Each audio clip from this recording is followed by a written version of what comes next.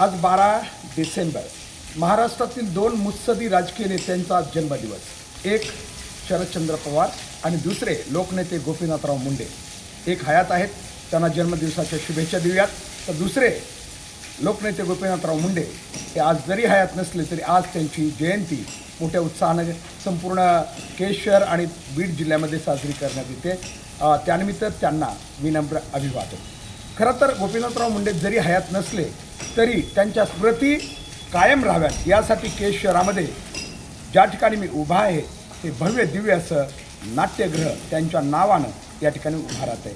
लोकनेते गोपीनाथराव मुंडे नाट्यगृह. आणि या नाट्यगृहाची आज एक दिनविशेष आहे, त्यांची जयंती आहे. त्यानिमित्तानं आपण आज या नाट्यगृहाची एकूण आजची स्थिती काय आहे, कारण केजवासियांना अपेक्षा आहे की लवकरात लवकर हे नाट्यगृह तयार व्हावं. सर्वांची अपेक्षा आहे, उत्सुकता त्यांना आहे आणि म्हणून आज आपण अंदाज घेणार आहोत. मागील एका व्हिडिओमध्ये हे नाट्यगृह उभा कसं राहतं हे मी दाखवलं होतं, मात्र आज बरंचसं काम याचं पूर्ण झालेलं आहे. स्ट्रक्चर आता उभा आहे आणि हे कसं आहे हे आपण जाणून घेणार आहोत. आपण बघताय हा आहे प्रवेशद्वार. या ठिकाणाहून प्रवेशद्वार असणार आहे जिथून आपण आज जाणार आहोत. मागं जर बघाल आपण तर हे आता गेट बंद केलेलं आहे, मात्र मुख्य रस्त्याला जाणारा हा रस्ता आहे. आणि त्यानंतर आपण खास या प्रवेशद्वारातून आत जाणार आहोत.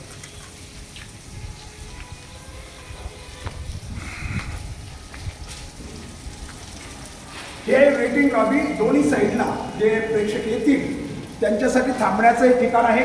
दोन्ही बाजूला प्रवेश आत जाता येणार आहे. आपण बघू शकता माझ्या डाव्या आणि उजव्या बाजूला दोन्हीकडून आपल्याला प्रवेश करता येणार. आपण अगोदर एका बाजूने मध्ये जाऊया, त्यानंतर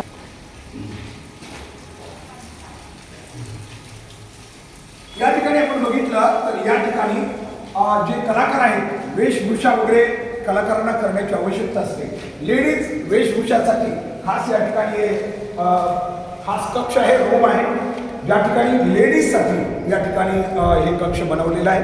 तर आपण आत आल्यानंतर हा आहे खरं स्टेज, जे रंगमंच आहे, मुख्य स्टेज ते या ठिकाणी असणार आहे. आपण बघू शकता आहे सध्याच्या जागेच्या मानानं हे त्या मानानं चांगलंच झालं आहे असं म्हणूया, कारण केजवासियांना थोडी मोठ्या जागेची अपेक्षा होती. पण केज शहरामध्ये जागेचा अभाव असल्यामुळं निश्चित आहे ते स्टेज आपली गरज भागवणार आहे असं तर नक्कीच म्हणावं लागेल. आणि दुसऱ्या बाजूला पलीकडच्या साईडला त्याचप्रमाणे पुरुष जे कलाकार असतील त्यांना चेंजिंगसाठी म्हणा किंवा ड्रेस बदलण्यासाठी आपण बघू शकता इथं त्यांच्यासाठी हा कक्ष या ठिकाणी आहे. हा त्यांच्यासाठी पुरुष कलाकारांसाठी या ठिकाणी हा कक्ष बांधण्यात आलेला आहे. आता पुढे बघायला आपण माझ्या मागं जर बघितलं आपण तर इथं आहे प्रेक्षकांची गॅलरी. ही प्रेक्षक जे आहेत ते या ठिकाणी बसणार आहेत. आपण बघू शकता साधारणपणे आम्ही जी माहिती घेतली किंवा या नकाशात किंवा प्लॅनिंगमध्ये जे आहे ते साधारणतः 450 ते 500 चेअर्स बसतील अशी व्यवस्था या नाट्यगृहासाठी करण्यात आलेली आहे. साधारणतः 450 ते 500 प्रेक्षक बसतील अशा प्रकारे व्यवस्था या ठिकाणी होणार आहे. आपण मागच्या बाजूला बघू शकता जवळजवळ बरंचसं काम याचं आता पूर्ण झालेलं आहे. वरचा डोम जो आहे तो डोम देखील चांगल्या प्रकारे पूर्ण करण्यात आलेला आहे. आणि जिथं मी उभा आहे आपल्याला हे स्टेज असणार आहे. पुढच्या बाजूने आपण हे स्टेज थोडंसं प्रेक्षकांना दाखवूया. हे स्टेज असं असणार आहे. आपण बघू शकता हे स्टेज असणार आहे. साधारणतः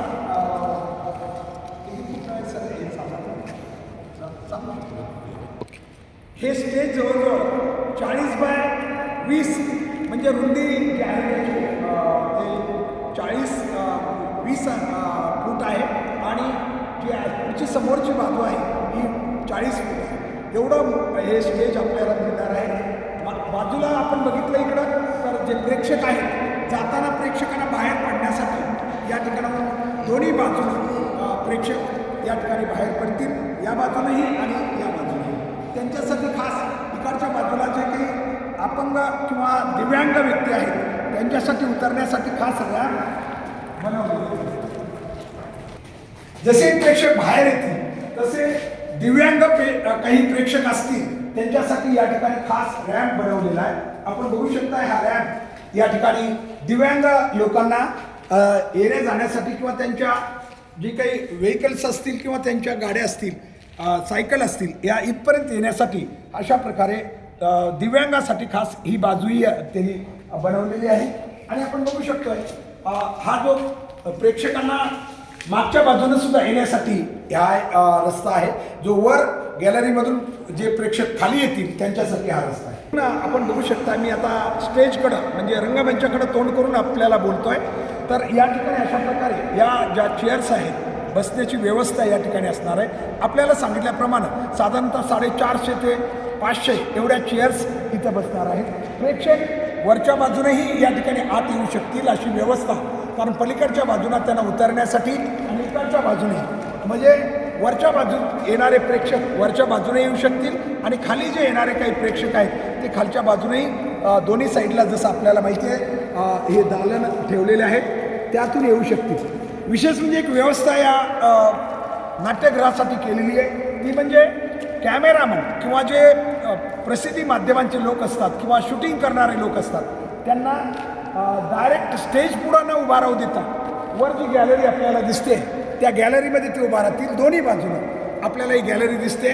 ते स्टेजवर उभा राहणारे लोक आहेत, विशेषतः शूटिंग करणाऱ्यासाठी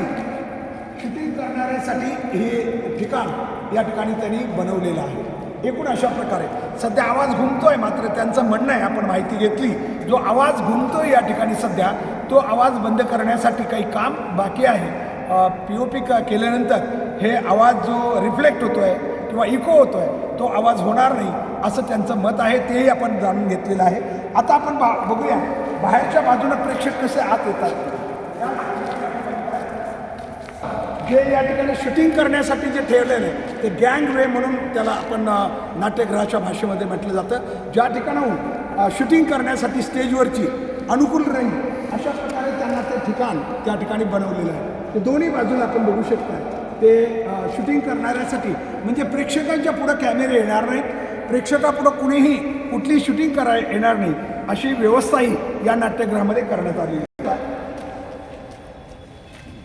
वरच्या भागाकडे जे प्रेक्षक येतील ते पायऱ्या चढून जिना चढून इथं येतील. आपण बघू शकता खालून खास पायऱ्या बनवलेल्या आहेत त्यांच्यासाठी आणि ते चढून वर येतील. म्हणजे वरच्या बाजूने ज्यांना नाट्यगृहामध्ये प्रवेश करायचा आहे, खालच्या बाजूने आपण बघितलं 2 दालन आहे, मात्र वरच्या बाजूने सुद्धा येण्यासाठी अशा प्रकारची 2 दालन आहेत. ज्या ठिकाणाहून इथं आपण बघू शकता इथून हे प्रेक्षक आत प्रवेश करतील म्हणजे त्यांना आत येण्यासाठी अशा प्रकारे. तसंच पलीकडच्या बाजूलाही आपण बघितलं तर तिकडच्या बाजूनेही जे प्रेक्षक पलीकडील बाजूने येतील त्यांनाही मध्ये येण्यासाठी त्या बाजूलाही अशीच व्यवस्था समांतर करण्यात आलेली आहे. एकूणच जे नाट्यगृह बनवलं आहे ते थोडं आजच्या काळानुसार किंवा काही त्याच्यात आजचे जे बदल हवे आहेत त्यानुसार बनवण्यात आल्याचं जी तांत्रिक माहिती या ठिकाणी जे संबंधित नियंत्रण करणारे कामावर त्यांनी दिलेली आहे. एकूणच आता आपण बघू शकतोय जवळजवळ स्ट्रक्चर उभा राहिलेलं आहे.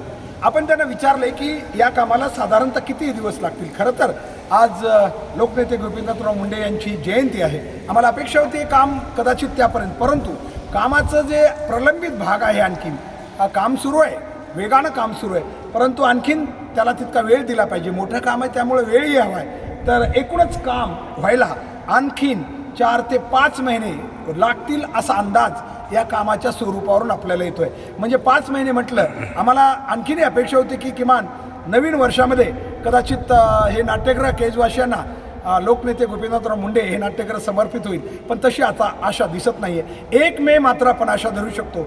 1 मेला कदाचित हे नाट्यगृह महाराष्ट्र दिन साजरा करण्यासाठी केजवासियांना समर्पित होऊ शकतं आणि लोकनेते गोपीनाथराव मुंडे हे नाट्यगृह खरोखर एक तर त्यांच्या स्मृती जागा ठेवणारं, त्यांच्या जीवन कार्याला जे आठवणीत ठेवणारं हे नाट्यगृह असणार आहे.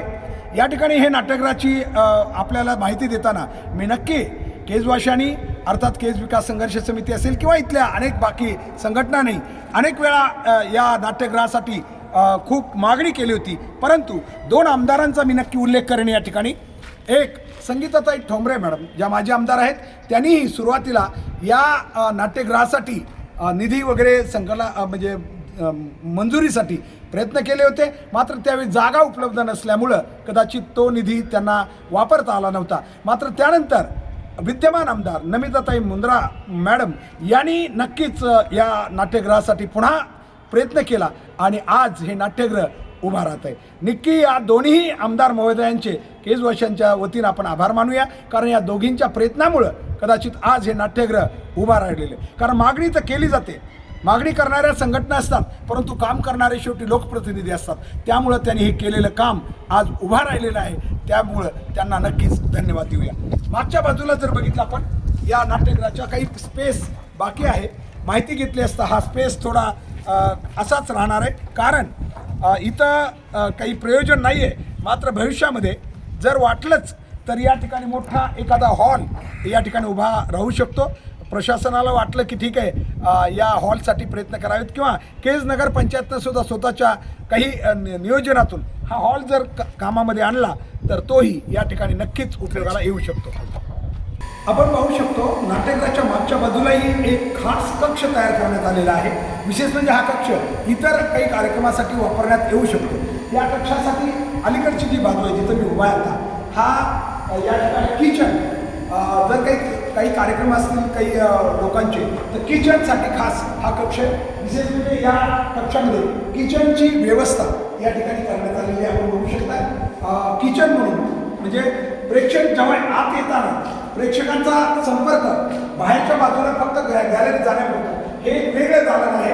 याच्यात आत आल्यानंतर आपण या ठिकाणी आपण बघतोय हे खास आता दाखवलेलं आपल्याला किचन, आणि हा असणार आहे हे कक्ष, मोठा हॉल ज्याला आपण म्हणतोय, हा मोठा हॉल असणार आहे. ज्या ठिकाणी तुम्ही बैठकीसारखे कार्यक्रम, मीटिंग काही असतील खास शहरातील काही विशिष्ट लोकांच्या, तर या मीटिंग आणि या कामासाठी हा हॉल वापरला जाऊ शकतो. म्हणजे डायनिंग कम मीटिंग असं, म्हणजे डायनिंग बी इथंच होऊ शकतो राऊंड टेबलमध्ये, आणि मीटिंगसुद्धा इथं घेतल्या जाऊ शकतं. आणि पुढं पलीकडल्या बाजूला जर आपण बघितलं तर टॉयलेट लेडीज आणि जेंट्ससाठी खास वेगळे टॉयलेट या ठिकाणी व्यवस्था केलेली आहे. आपण बघू शकतो खास टॉयलेटची व्यवस्था लेडीज जेंट्ससाठी वेगवेगळ्या स्वरूपात करण्यात आलेली. पलीकडून लेडीजसाठी आहे, अलीकडे जेंट्ससाठी आहे, अशी व्यवस्था इथं करण्यात आली. एकूण या बाजूला आपण बघू शकता इकडेही खास काही दिव्यांगासाठी खास वेटिंग म्हणा किंवा त्यांना मध्ये येण्यासाठी आणि दिव्यांगासाठी खास बाथरूमची व्यवस्था सुद्धा या ठिकाणी करण्यात आलेली. त्यांच्यासाठी वेगळे बाथरूम, कारण त्यांच्या सुविधाजनक असावा म्हणून ते करण्यात आलेले. एकूणच आपण बघतोय नाट्यगृह उभा राहते. बाहेरच्या बाजूला चौबाजूनं कंपाऊंड वॉल येणार या पूर्ण या आपल्या नाट्यगृहासाठी, तिचं कामही आता लवकरच सुरू होणार आहे. एकूणच केजचं नाट्यगृह उभा राहते. मात्र भविष्यात एक अपेक्षा करूया, केज नगर पंचायतकडे हे जेव्हा हस्तांतरित होईल तेव्हा येथील पहिल्यांदा कलाकार, जेवढे कलाकार असतील केजचे ते कलाकार, त्यानंतर इथले मराठवाडा साहित्य परिषदेसारख्या काही संघटना असतील, रोटरी क्लब असेल, म्हणजेच एकूण आम्हाला सांगायचं आहे ज्याचा वापर खास कामासाठी होईल अशा लोकांना या किंवा त्या अध्यक्षांना या जी काही बॉडी बनेल त्या बॉडीवर जर घेतलं तर हे नाट्यगृह सुरळीतपणे केज नगरपंचायतच्या अखत्यारीत त्यांच्या नियंत्रणाखाली पुढं काम करू शकेल आणि केजचा सांस्कृतिक शैक्षणिक वारसा नक्की उंचावू शकेल. व्याख्यानाला आम्हाला आपण बघितलं असेल अनेक वेळा पावसामुळं व्याख्यानं होत नव्हती केजमध्ये, आता मात्र यापुढं चांगले कार्यक्रम होतील. चांगली काही नाटकंसुद्धा केजमध्ये आणण्यासाठी जी उच्च दर्जाची नाटकं असतील, सांस्कृतिक कार्यक्रमाची जे काही आम्हाला जमत नव्हतं आत्तापर्यंत, कारण आम्हाला जागा नव्हती, या एका सबबीखाली आम्हाला कार्यक्रम घेणं शक्य नव्हतं. मात्र यापुढं केजचा वारसा, सांस्कृतिक वारसा अतिशय पुढे नेण्यासाठी आम्हाला या नाट्यगृहाची खूप मोठी मदत होणार आहे.